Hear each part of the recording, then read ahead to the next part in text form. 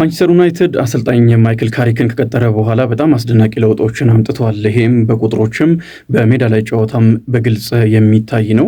በዚህም ምክንያት በሚቀጥለው ዓመት በቋሚነት ክለቡን መያዝ አለበት የሚሉ በአንድ በኩል፣ በፍጹም የተመሰከረለት አሸናፊ አሰልጣኝ ነው ወደ ኦልድ ትራፎርድ ማምራት ያለበት የሚሉ ደግሞ በሌላ በኩል አሉ።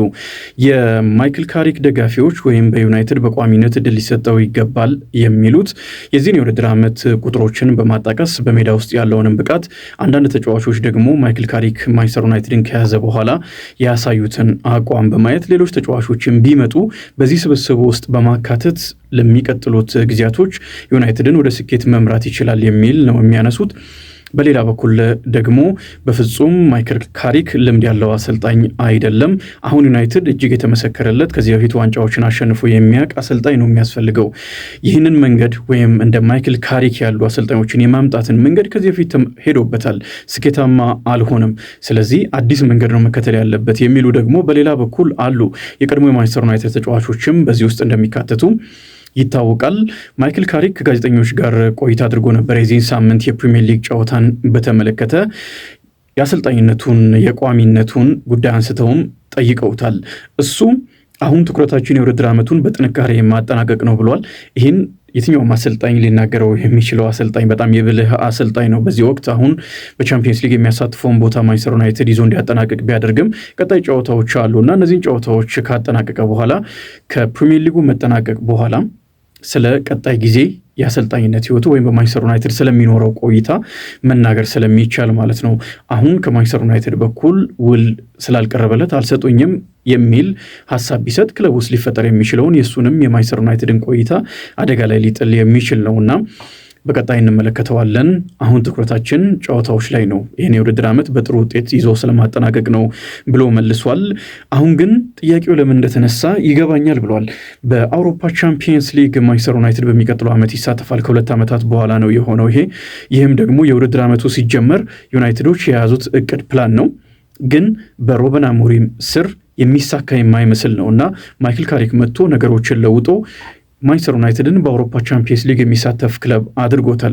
በዚህም ምክንያት ብዙ ጥያቄዎች እየተነሱ ነው። ቀደም እንዳልኩት ጋዜጠኞች እንደዚህ አይነት ጥያቄዎችን መጠየቃቸው ተገቢ ነው።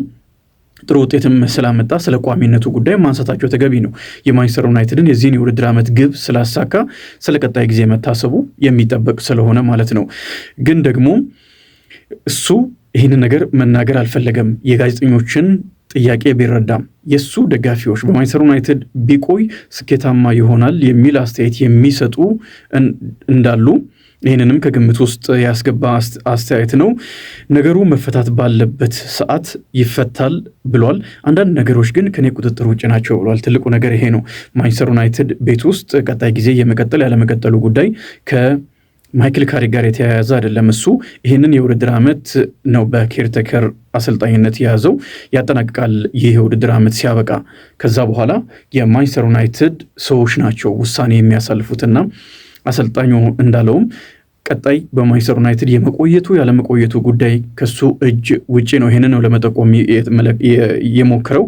ስለዚህ ምን እንደሚፈጠር አብረን እናያለን ብለዋል። ቁጥሮችን በማንቸስተር ዩናይትድ ውስጥ የፈጠረውን ደግሞ እንመልከትና እናንተ ደግሞ በኮሜንት ሴክሽን ላይ ወይም በኮሜንት ቦክስ ላይ ካሪክ በማንቸስተር ዩናይትድ መቆየት አለበት ወይስ ደግሞ የተመሰከረለት አሸናፊ አሰልጣኝ መምጣት አለበት? አስተያየቶቻችሁን ተሰፍራላችሁ። በዚህ ውድድር ዓመት ማንቸስተር ዩናይትድን ከተረከበ በኋላ 14 ጨዋታዎችን ነው ማንቸስተር ዩናይትድ በካሪክ ስር ያደረገው። 10ሩን ጨዋታዎች አሸንፏል። ይሄ በጣም አስደናቂ የማሸነፍ መቶኛ ነው። 2 ጨዋታዎችን ብቻ ነው የተሸነፈው፣ 2ቱን ባቻ ውጤት አጠናቋል። የማሸነፍ መቶኛውን በፕሪሚየር ሊጉ ከተመለከትን እሱ ማንቸስተር ዩናይትድን ከያዘበት ጊዜ ጀምሮ የማይክል ካሪክን ያክል ያሸነፈ የለም። አርሰናልን እንኳን እንመልከት። በፕሪሚየር ሊጉ የደረጃ ሰንጠረዥ አናት ላይ የሚገኝና ለዋንጫ እየተንደረደረ ያለ ክለብ ስለሆነ ከካሪክ በኋላ ማንቸስተር ዩናይትድ ምን ያህል ለውጥ እንዳመጣ ማሳያ ስለሚሆን ማለት ነው። 10 ጨዋታዎችን ነው ማይክል ካሪክ ያሸነፈው። አርሰናል 8 ጨዋታዎችን ነው በተመሳሳይ ቁጥር 14 ጨዋታዎችን አድርጎ ማለት ነው 32 ነጥቦችን ማንቸስተር ዩናይትድ በካሪክ ስር ሲያሸንፍ፣ አርሰናል በዚህ ጊዜ ውስጥ 27 ጨዋታዎችን ያሸነፈው። የ5 ነጥቦች ልዩነት መካከል አለ ለዋንጫ በሚፎካከረው አርሰናል እና ማንቸስተር ዩናይትድ በጣም አደጋ ውስጥ ሆኖ በተረከበው በማይክል ካሪኩ ለውጥ ውስጥ ማለት ነው።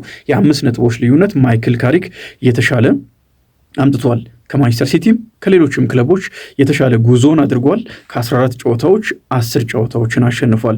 በዚህ ውስጥ ደግሞ ትልልቅ ክለቦችንም ገጥሟል። አርሰናልን ገጥሟል፣ ሊቨርፑልን ገጥሟል፣ ቼልሲን ገጥሟል፣ ብሬንትፎርድን ገጥሟል። ትልልቅ ክለቦች በዚህም የውድድር ዓመት በሚቀጥለው በቻምፒየንስ ሊጉ ለመሳተፍ እየተፎካከሩ የሚገኙ ክለቦችን ጭምር ማለት ነው ገጥሟልና ይሄ ይበልጥ ስኬቱን የሚያስገርም የሚያደርገው ይመስለኛል። በቻምፒየንስ ሊግ ቦታ በተለይ ደግሞ ሩበን አሞሪም ልክ እንደተሰናበቱ የዩናይትድ ደጋፊዎች ክለቡን በተወሰነ መልኩ ካሬክ ከመለሰ ይበቃል የሚል አይነት ስሜት ነበራቸው። ከቻምፒየንስ ሊግ ስፍራ እጅግ የራቀ ይመስል ስለነበረ በተለይም ደግሞ ከብቃት አንጻር ከቡድኑ አቋም አንጻር የቻምፒየንስ ሊግ ቦታን ይዞ ማጠናቀቅ የማይታሰብ ይመስል ነበር። ያንን ያሳካው ያውም ደግሞ ገና 3 ጨዋታዎች በእንግሊዝ ፕሪሚየር ሊግ እየቀሩ እንዲሁም 3ኛ ደረጃን ይዞ የሚያጠናቅቅበትንም እድል ፈጥሮ በቻምፒየንስ ሊጉ ከእንግሊዝ ፕሪሚየር ሊግ የሚሳተፉ ክለቦች 5 ናቸው። እስከ 5ኛ ደረጃ ይዞ ማጠናቀቅ ማንቸስተር ዩናይትድ በዚህ ውድድር ዓመት ለያዘው እቅድ ስኬት ተገቢ ይሆናል። እሱ ግን 3ኛ ደረጃን ይዞ እንዲያጠናቅቅ ነው እየተጓዘ የሚገኘው። በተለይ ደግሞ ቡድኑ በ3 ተከላካዮች ሲጫወት እንደነበረ በባክስሪ ሲጫወት ስለነበረ ብዙ ትችቶች ነበሩባቸው። ሩበን አሞሪም ዩናይትድ ለካሬክ ተላልፎ ከተሰጠ በኋላ ወደ ቀድሞ ቦታው በመመለስ አንዳንድ ተጫዋቾች ብቃታቸውን በድጋሚ እንዲያገኙ አድርጓል። ከቋሚ 11 ውጭ የነበረው ኮቢ ሜኑም ተመልሶ አሁን የክለቡ ወሳኝ ወደ መሆን ደርሷል። ከማንቸስተር ዩናይትድ አካዳሚ ያደገ ተጫዋች ስለሆነ የማንቸስተር ዩናይትድ ደግሞ ለአካዳሚ ተጫዋቾች ምን ያህል ቦታ እንዳለው እናውቃለንና ኮቢ ሜኑ በዚህ ደረጃ መጥቶ እንዲጎላ ማድረግ መቻሉ ለሱ ትልቅ ክሬዲት የሚያሰጠው ነው። ቀጣይ ዓመት ማንቸስተር ዩናይትድን በቋሚነት መያዝ አለበት፣ እድል ሊሰጠው ይገባል የሚሉ ሰዎች አንደኛው የሚያነሱት ጉዳይ ይሄ ነው። ተስጦ ሊባክን የነበረውን ኮቢ ሜኑን ወደ ቋሚነት በማምጣት ከካዘሚሮ ጋር አጣምሮ በጣም የሚያስደንቅ ስብስብን ነው እያሳየን የሚገኘውና ሌሎች ተጫዋቾችን ቢመጡ በዚሁ መልክ የመጠቀም አቅም አለው የሚል ምክንያት እንዲያነሱ አንደኛው የኮቢ ሜኑን ካሬክ የተጠቀመበት መንገድ ነው። ሌላኛው ደግሞ ብሩኖ ፈርናንዴሽ ነው። ማይክል ካሬክ ከመጣ በኋላ አሁን ወደ ታሪክ ገጽ ውስጥ ስሙን ለማስፈር ከጫፍ የደረሰ ተጫዋች ሆኗል። በአንድ የውድድር ዓመት በእንግሊዝ ፕሪሚየር ሊግ በርካታ አሲስቶችን በማድረግ ወይም ጎል የሆነ ኳስ በማቀበል ቴሪ ዳንኤል ኦንድሪ እና ኬቪን ደብሮይን ናቸው በ20 የሚመሩት። እሱ 19 ላይ ደርሷል። 3 ጨዋታዎች ይቀራሉ። ከነዚህ 3 ጨዋታዎች አንድ ጊዜ ማድረግ አቻ እንዲሆን ወይም ደግሞ እኩል እንዲሆን ከነዚህ 2 አስደናቂ ተጫዋቾች መካከል እኩል እንዲሆን ይረዳዋል። 1-2 ደግሞ ካደረገ ክብረ ወሰኑን ይሰብራል። በጣም የሚገርመው ቴሪ ዳንኤል ኦንድሪም በአስደናቂ ስብስብ ውስጥ ነው ያንን ያደረገው። ኬቪን ደብሮይንም በተመሳሳይ ዋንጫ በሚወስድ በጣም ግሩም ስብስብ ውስጥ ነው ያንን ያደረጉት። የብሩኖ ፈርናንዴሽ ከዛ የተለየ ነው። ለውጥ ቢኖርም በዩናይትድ ቤት ውስጥ ግን ለዋንጫ የሚፎካከር ክለብ እንዳልሆነ ማንቸስተር ዩናይትድ በዚህ ዓመት ተመልክተናልና በዛ ውስጥ ነው ጎልቶ መውጣት የቻለው። በእርግጥ የቴሪ ዳንኤል ኦንድሪ ከዛም የተለየ ነው። ከፍተኛ ጎል አስቆጣሪም ነበረ። ከ20 በላይ ጎሎችን አስቆጥረዋል። ደግሞ ሁሉም ከኦፕን ፕሌይ የተገኙ ናቸው። በርከት ያሉ ከ10 በላይ የሚሆኑት በብሩኖ ፈርናንዴሽ በኩል ከቆሙ ኳሶች የተገኙ ስለሆኑ ምናልባት እሱን ልናወዳደር እንችላለን። የቴሪ ዳንኤል ኦንድሪ ሌላ ሌቭል በጣም የሚገርም ታሪክ ነው ያስመዘገበው። በዛ ላይ ደግሞ ዋነኛው የአርሰናል አጥቂ ሆኖ ነው ይሄንን ያደረገው። የብሩኖ ፈርናንዴሽም ታሪክ ግን እጅግ የሚገርም ነው የሚሆነው ይህን ታሪክ የሚሰብር ከሆነ። ለዚህም ተጫዋች በዚህ ደረጃ ጎልቶ መውጣት የካሬክ አጫወት ትልቅ አስተዋጽኦ አድርጓል። ወደ ቦክስ የተጠጋ በሄደ ቁጥር ብሩኖ በጣም የሚያስገርም ተጫዋች ነው የሚሆነው። ጎሎችን ያስቆጥራል። ጎል የሆኑ ኳሶችንም አመቻችቶ ማቀበል ይችላል። አንዳንድ አሲስቶቹ ደግሞ እጅግ ላቅ ያሉ ናቸው። ለሼሽኮ ያቀበላቸውን ኳሶች መመልከት ብቻ በቂ ነው። ሌላኛው ምክንያት የብሩኖ ፈርናንዴሽም ጉዳይ ነው ማለት ነው። ጥያቄዎች ቢነሱም በአንዳንድ ጨዋታዎች ላይ ከቅያሬ ጋር በተያዘ ከአጫወት ጋር በተያዘ በተለይ ጨዋታ ላይ የሚኖርን ያጫወት ለውጥን በተመለከተ ጥያቄዎች ቢኖሩም ግን ዩናይትድ ለውጥ የሚታይ ለውጥ በደንብ ማምጣት ችሏል። ከ2 ዓመታት በኋላ ነው ወደ ቻምፒየንስ ሊግ የተመለሰው። ለዚህም ደግሞ የ44 ዓመቱ የቀድሞ እንግሊዛዊ የአማካይ ድንቅ ስራ ተጠቃሽ ይሆናል። 4 ወራትን ብቻ ነው በማንቸስተር ዩናይትድ የቆየው። በሊጉም ታሪክ አስደናቂ ነገር እያስመዘገበ ይገኛል።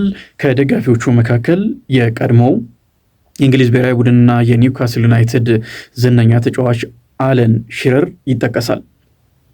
እሱ ቋሚ የመሆን እድል ለማግኘት ይገባዋል በሚል ተናግሯል። ምክንያቱም አሁን የሰራውን ነገሮች ቅድም የጠቀስናቸውን አሳይቶ ነው ይሄንን ያለው። እናንተስ ምን ትላላችሁ? በእርግጥ ዩናይትድ ካሬክን ቋሚ አድርጎ መቅጠር አለበት ካመጣው ውጤት አንጻር ወይስ ደግሞ የተመሰከረለት አሸናፊ አሰልጣኝ ነው መቅጠር ያለበት? የተለየ አሰልጣኝ ሌላ አሰልጣኝ ልክ እንደ ሉዊስ ኤንሪኬ አይነት አሰልጣኝ ነው ወደ ማንቸስተር ዩናይትድ መምጣት ያለበት የሚሉ ስላሉ ማለት ነው። ልክ እንደ ካሪክ አይነቶቹን የማንቸስተር ዩናይትድ የቀድሞ ተጫዋች ሊሆን ይችላል። ኦሌ ጉናር ሶልሻየር መጥቶ ነበረ። ደግሞ እንደ ሩበን አሞሪም ያሉ ተስፋ ያላቸው ወጣት አሰልጣኞችንም አምጥቷል፣ አልተሳካለትም። ስለዚህ ከዚህ በኋላ የተመሰከረለት የዋንጫ አሰልጣኝ ነው መምጣት ያለበት የሚሉ አሉ። ይህንን ነው የምትቀበሉት ወይስ ዩናይትድ ካሪክን ቋሚ ቢያደርግ ይገባዋል ነው የምትሉት? እስቲ አስተያየቶቻችሁን አስፍሩ።